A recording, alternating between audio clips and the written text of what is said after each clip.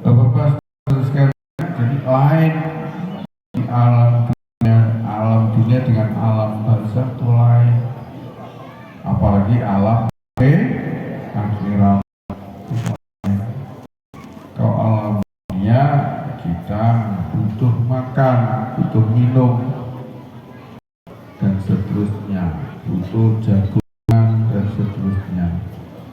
Tapi kalau di alam akhirat, di alam barzakh kita tidak perlu makan minum, tapi bisa merasakan senang kalau ada orang mendoakan kita, kalau ada orang baca tahlil atau baca surat yasin, baca qul huwallahu ahad untuk kita dan seterusnya. Akan sedih, bisa sedih. Orang di barzakh itu bisa sedih ketika anak cucunya menjadi orang yang nakal, penzina, peminum khamr dan seterusnya. Alhamdulillah.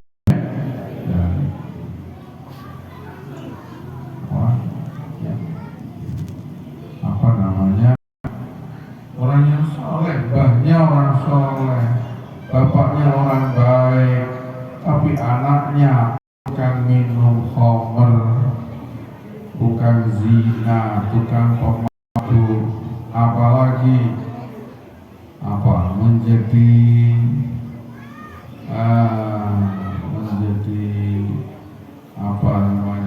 penyalur kekufuran, menjadi perantara kufuran, ngajak-ngajak kufur. Nah, ini tambah susahnya, bukan? Kalau bapaknya, ibunya, nombanya ini orang jelek, ini dengan dia jelek, tambah susahnya, tambah tersiksanya. Nah, ada kejadian kemarin, seorang pejabat ngajak minum whisky, kepada teman-temannya yang di luar negeri, atas nama pribadi, atas nama bangsa, atas nama naudzubillah. Terus sekalian, ini orang susah, baik orang tuanya orang soleh atau apalagi orang jelek. Bapak-bapak saudara sekalian, mari kita waspada, mari kita ingat ini ada hal, ada ziarah kubur dan seterusnya. Ini eling akhirat, eling kita ini sewaktu-waktu akan terkena kedatangan kematian. Eling itu termasuk eling akhir, eling kuburan. Kita hidup di kuburan, mati, dan seterusnya akan ada munkar nakir, akan ada kopi, ada benar. Ini sekarang di YouTube, ada tokoh-tokoh sebelah NU, tapi tidak diakui NU oleh pengurus begitu. Alhamdulillah, dia itu yang setu apa itu namanya, yang namanya setu tidak percaya dengan siksaan kuburan. Nah, itu kopi, alhamdulillah. Bagaimana namanya? Orang baik, amalnya baik, dia tidak dapat pahala. Walaupun belum surga, belum neraka, belum ada surga neraka.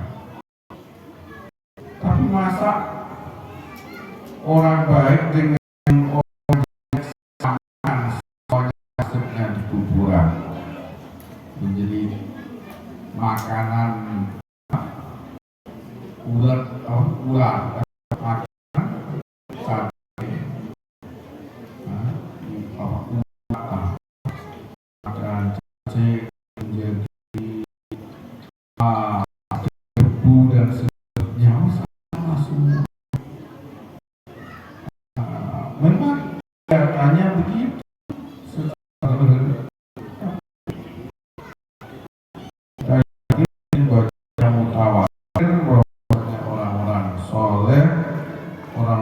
mulia itu mereka utuh di dalam kuburannya. Alhamdulillah, saya juga utuh di sana.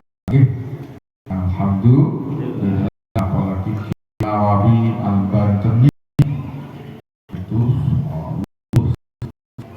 termasuk mencorong jasadnya. Itu juga Abu Yasir Muhammad Al-Maliki. Bapak-bapak sekalian, mereka pemerintah Saudi nggak bisa kalau orang-orang yang utuh jasad nggak bisa diganti oleh mayit yang baru, nggak bisa.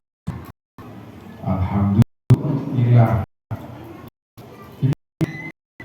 Qurannya ada, qul hal yastawi alladziina ya'lamuuna wal ladziina laa ya'lamuun.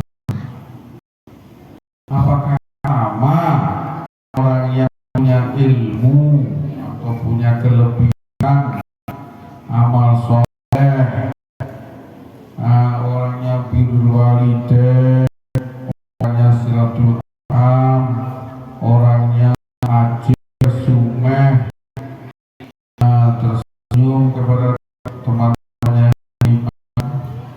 waktu di dunia, apa sama orang itu dengan orang yang bengis umat Allah, orang yang tidak pernah sholat subuh,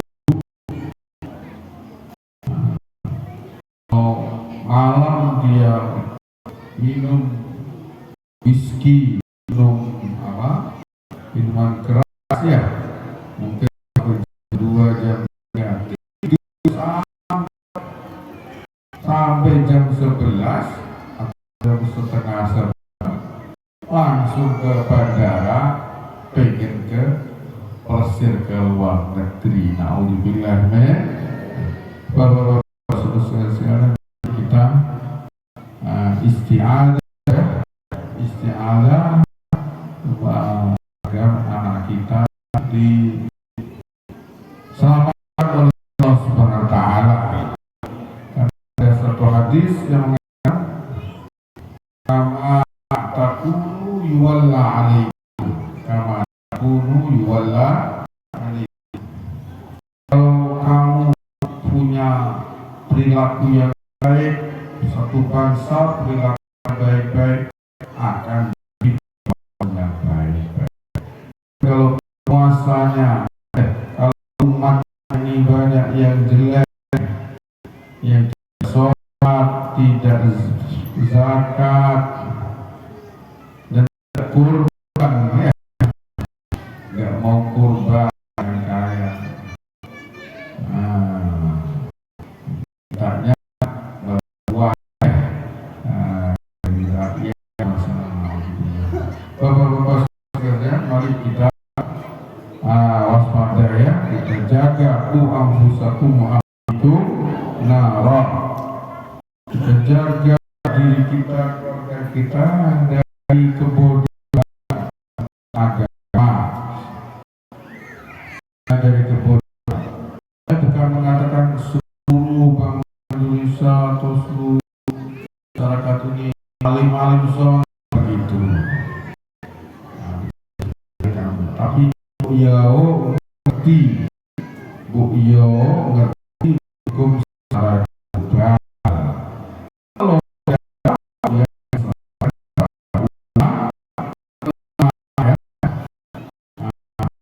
sama atau itu belum haji lagi watahyu satu ada yang inilah siapa yang Quran haji maka harus mengeluarkan dana waktu, harus selesai itu menyelip haji gampang kambing ya. Jangan kamu ta'allul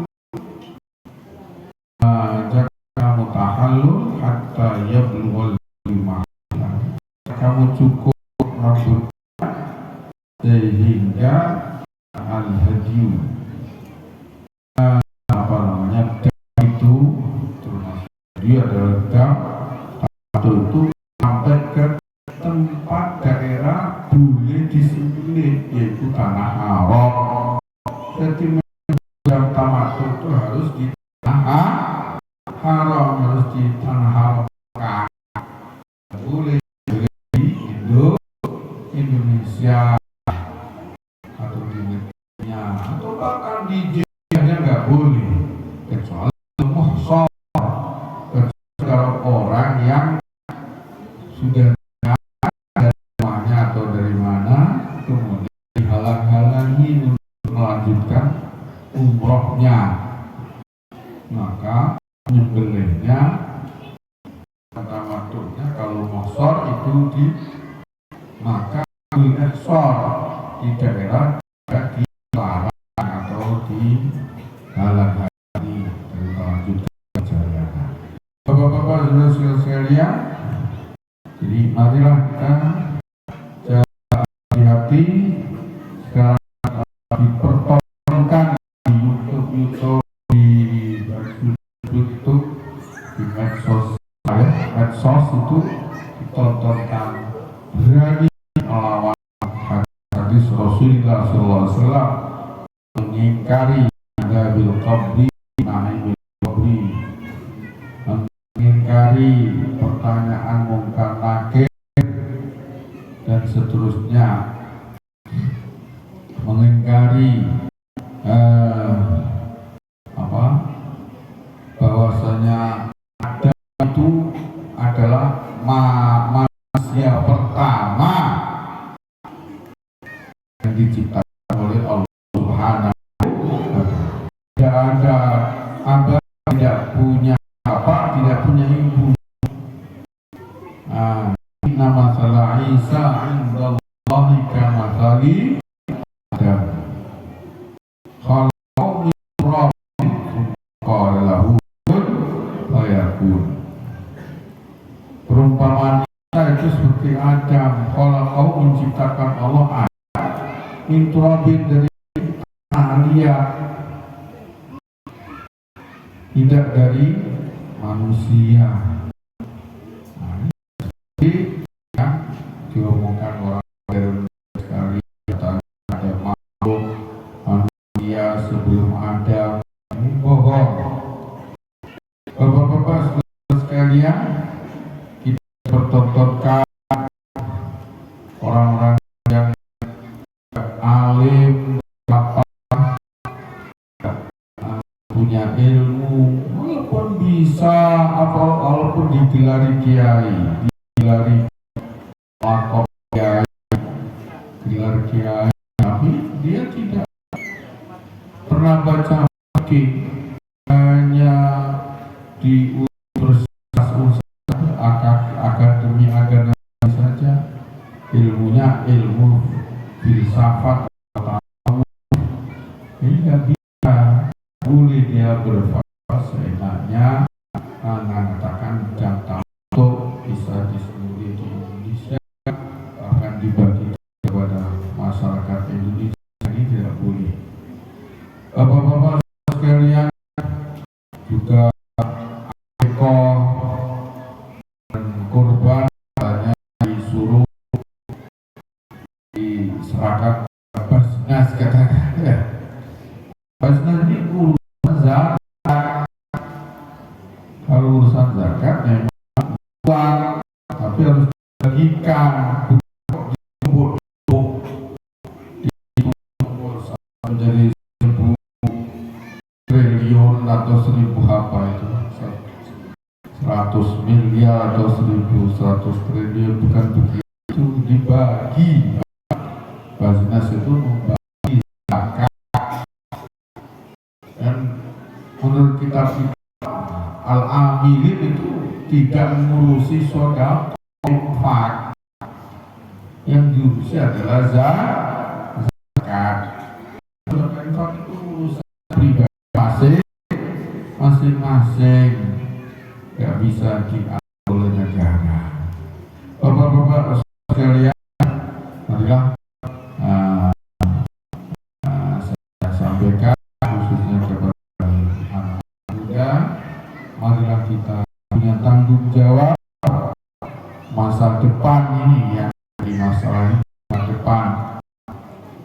Nah, kalau sekarang mungkin masih ada yang mengingatkan bahwa ini enggak sah, ini enggak boleh, ini. Tapi masa depan bagaimana?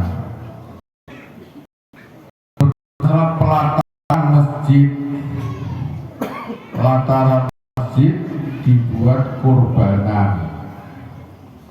Itu zaman sahabat, zaman itu enggak ada. Masjid itu nggak ada, dan nggak ada dulu panitia kurban di masjid, nggak ada zaman sahabat atau Imam Bukhari. Kurban masing-masing di rumah masing-masing. Bangsa kita ini nggak tahu kalau urusan ibadah itu kayak kecil hati gitu ya. Kecil hati, karena kitanya besar atau saya nggak tahu, kecil hati, akhirnya kurban ekor biasa kita di saya nggak tahu di sini diserahkan kepada kiai.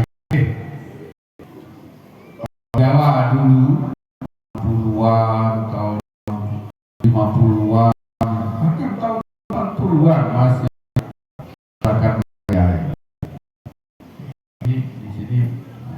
Sumatera saya nggak tahu, mungkin dari dulu sudah ke masjid ya, dari dulu ke masjid di sini, dari 60 tahun 50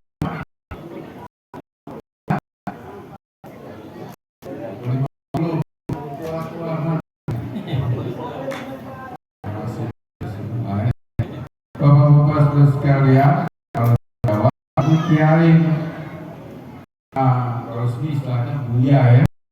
Nah, kurban itu biasanya kiai.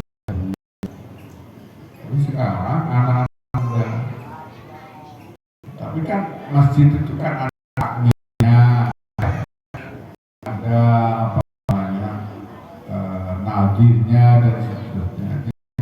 Ini kalau yang alim ada yang sepuh lah.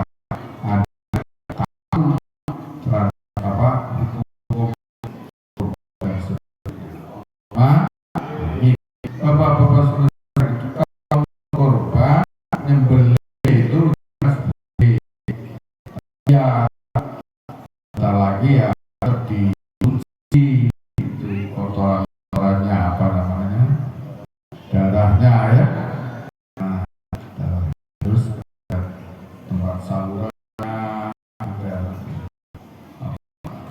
lainnya apa itu salurannya, buangan, terus dan kalau pembagiannya itu di masjid, nempel-nempel, itu ya mestinya dohi orang berkorban menyediakan air.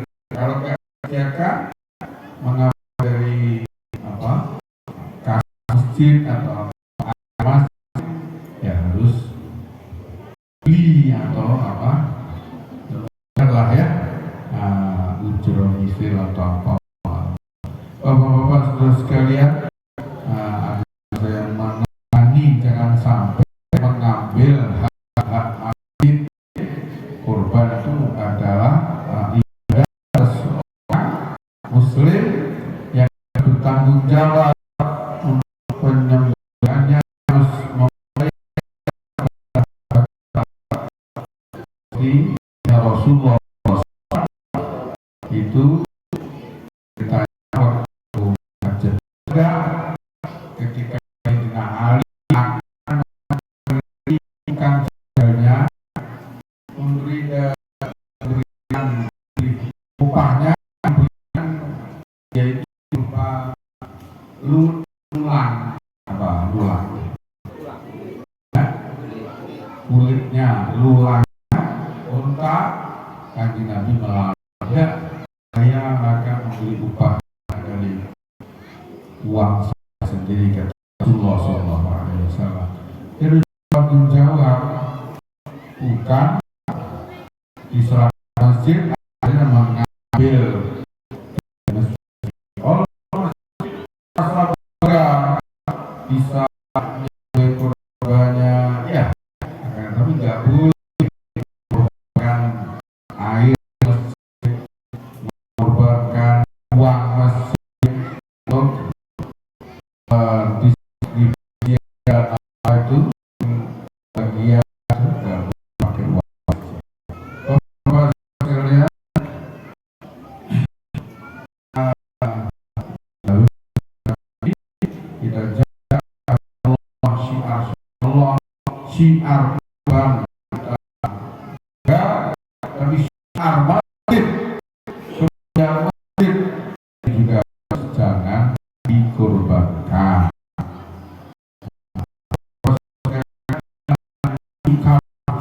Sekarang ini zaman sekarang ini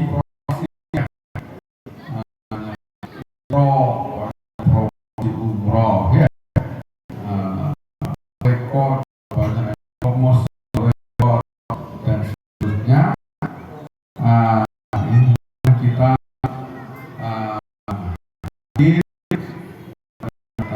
semuanya diambil